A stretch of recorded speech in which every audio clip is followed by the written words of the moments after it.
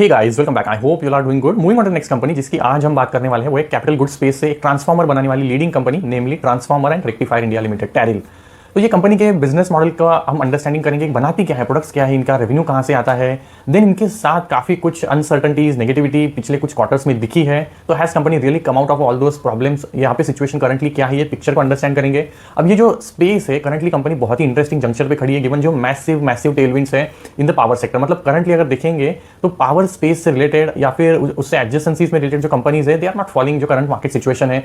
We are talked about Polycab and KEI, जिनका business बहुत ही बढ़िया कर रहा है, ग्रोथ आ रही है। दोनों कंपनीज बीट पॉलीकैब या केईआई मैसिव कैपेक्स कर रहे हैं। फिर इनका जो गाइडेंस है वो और भी स्ट्रॉन्गर है। जो केईआई पहले 17-18 की बात करता था, वो 20% प्लस पे ग्रोथ करने की बात करता है, while maintaining those good margins. And then there are news article that we have talked about, right, जहाँ पे अदानी एंटर कर रहे हैं, बिरला जी एंटर कर रहे हैं in the cable and wire space. There also talks about Bajaj electrical entering the cable and wire space. Why? That's because यहाँ पे बहुत ज़्यादा टेलविंड्स है, गिवन जो रिन्यूएबल कैपेसिटीज बढ़ रही है।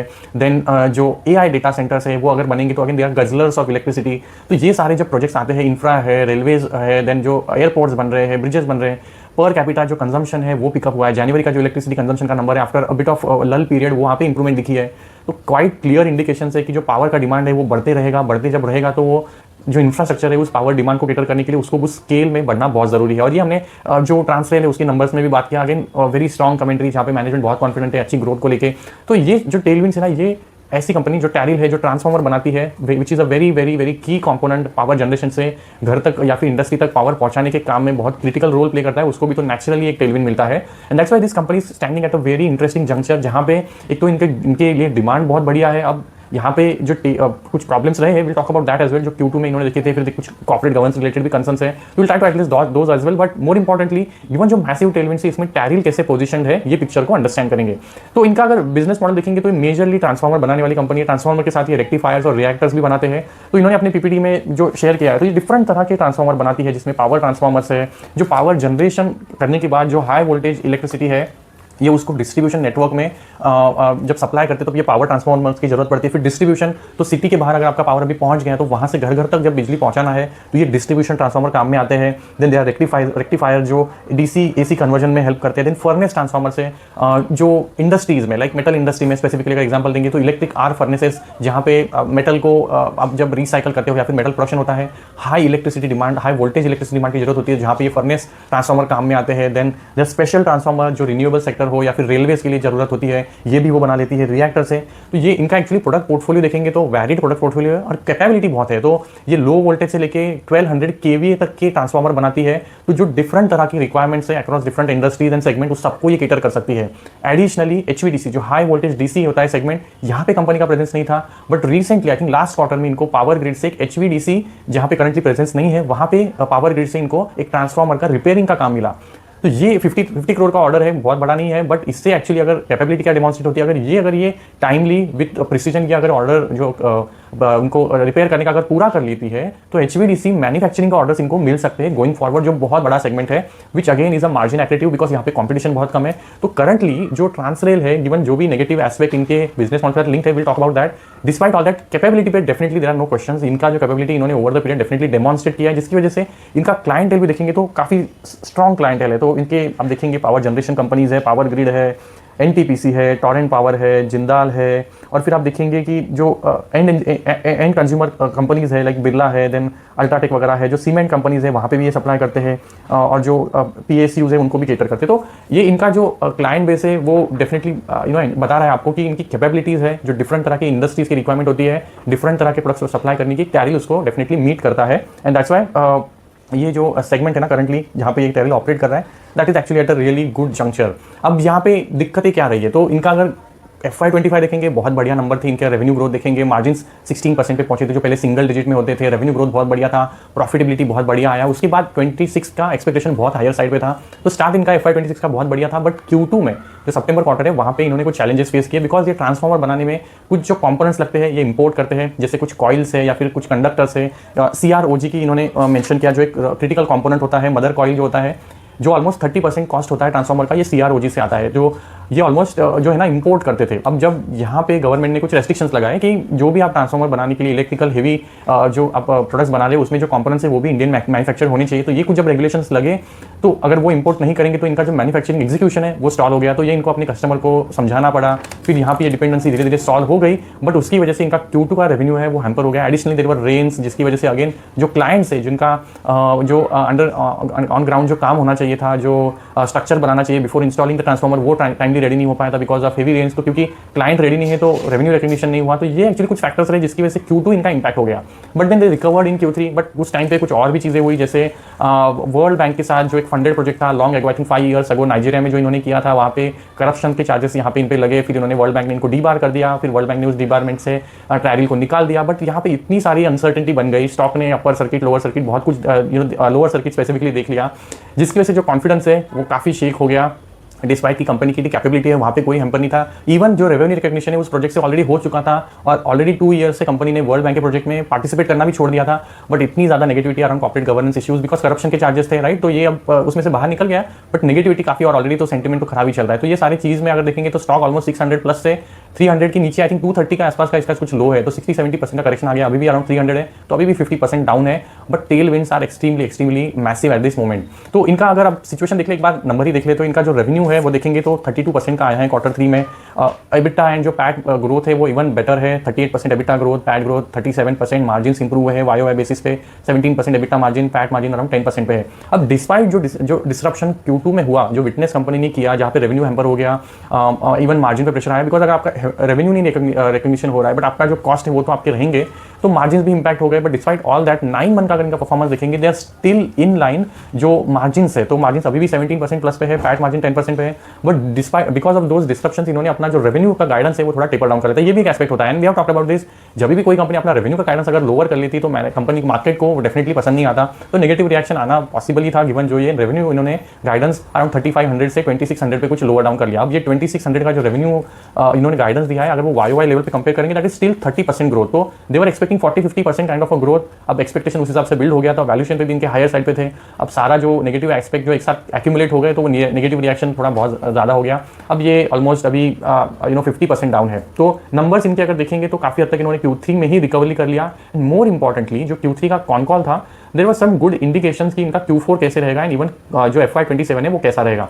तो विल टॉक अबाउट दैट। तो हमने आई थिंक HVDC की बात कर ली। अब ये बहुत इंपॉर्टेंट माइलस्टोन है, अगर ये पूरा कर लेंगे टाइमली और ये अगर डेमोन्स्ट्रेट करते कि HVDC की रिपेयरिंग की कैपेबिलिटी इनके पास है, तो फ्यूचर में repairing, maintenance as well as new HVDC manufacturing transformer का ऑर्डर भी इनको मिल सकता है, which will open up further segment और avenue for growth that will help them growing going forward.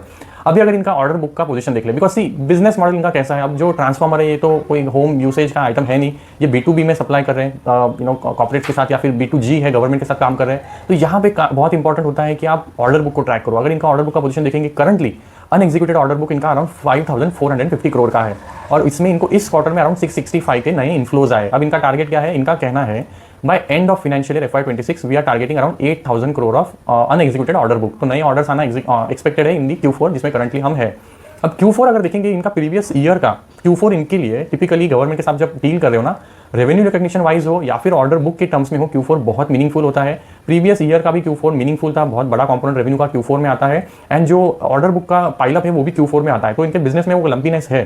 तो Q4 इस बार भी एक्सपेक्ट कर रहे हैं कि हमने ऑलरेडी 16,500 के जो ट्रांसफार्मर के प्रोजेक्ट्स है वहाँ पे टेंडरिंग में बिडिंग कर दिया है। तो जहाँ से हमको कंफर्मेशन बाय Q4 आ जाएगा, तो हमारा अनएग्जीक्यूटेड ऑर्डर बुक जो है ना, जो स्टार्ट से इन्होंने टारगेट रखा था 8000 के पे पहुँच जाएगा by end of financial year. ये क्वार्टर के कॉन कॉल में इन्होंने उस गाइडेंस को मेंटेन किया है।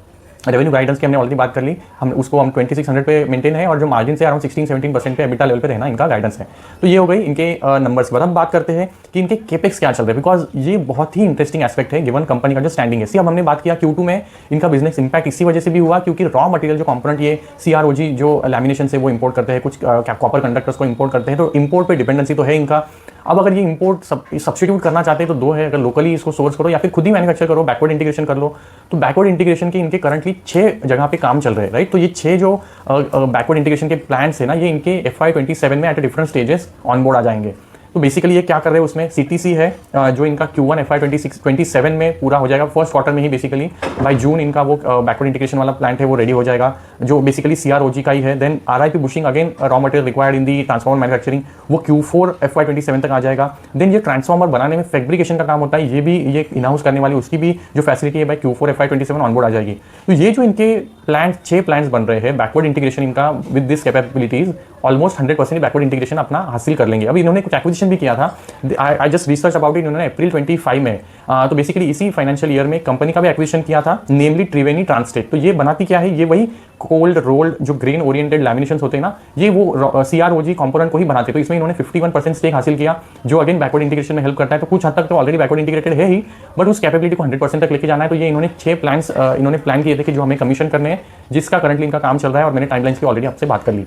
तो ये जब ऑनबोर्ड हो जाएंगे जो बैकवर्ड इंटीग्रेटेड प्लांट से इनके, तो बेसिकली फिर रॉ मटेरियल पे जो डिपेंडेंसी इनका रहेगा नहीं, फिर इनका जो टाइमलाइन पे कंट्रोल है ना वो बेटर हो जाएगा। तो एग्जीक्यूशन इनका बेटर हो सकता है, टाइमली हो सकता है, ऑर्डर एग्जीक्यूट करके क्लाइंट को टाइमली देंगे। तो रिसीवेबल पे जो प्रेशर होता है, गवर्नमेंट से पेएबल्स आना वैसे ही थोड़ा चैलेंज होता है कभी कभी। तो ये सारी दिक्कतों से ये थोड़ा से कुछ हद तक आइसोलेट हो जाएगी, थोड़ा बेटर हो जाएगा सिचुएशन। इसके अलावा जो इनके मेन ट्रांसफॉर्मर मैन्युफैक्चरिंग की कैपेसिटीज़ है, जो 2-3 जगह पे है, एक है मोरैया है, दूसरा है चंगोदर है और तीसरा ओढ़ाव है। तो ये टोटल मिला के इनके ऑलमोस्ट 40,000 MVA की कैपेसिटी है।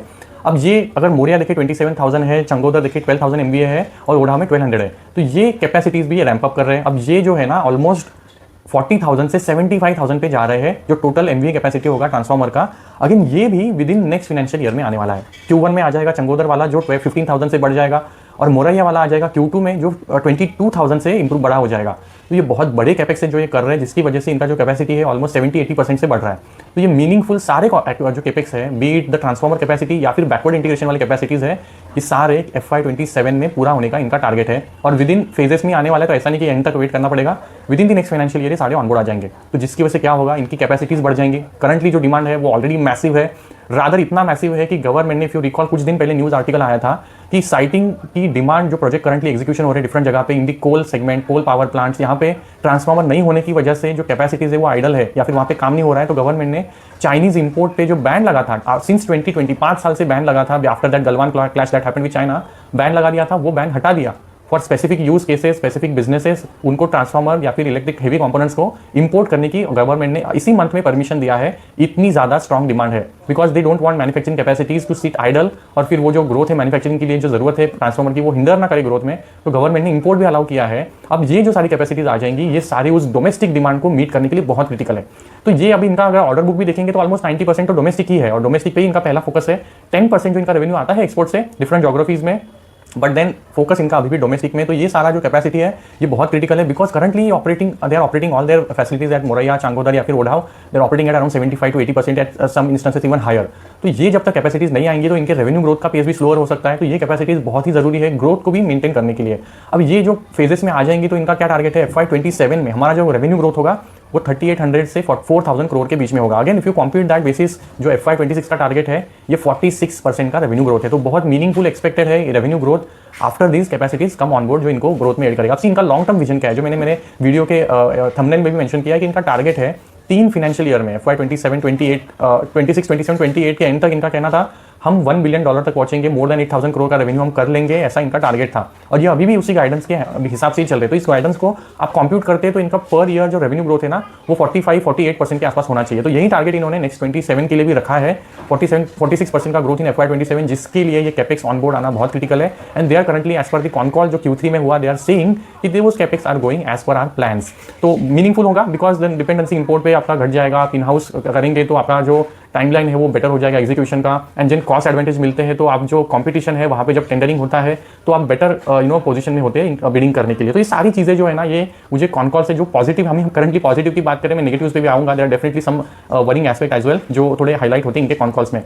तो ये सारी चीज़ें हैं जो इनके कॉन कॉल में समझ में आती है। अब सी Q4 के लिए क्या कहा, Q4 इनका कहना है it is going to be again are very good quarter. Q4 as usual historically भी सबसे बड़ा रहता है, इस बार का भी Q4 इनका कहना है ऑर्डर बुक वाइज भी मीनिंगफुली हेल्प करेगा, जो 8,000 करोड़ का टारगेट है उसको अचीव करने में। Revenue wise also it will be good.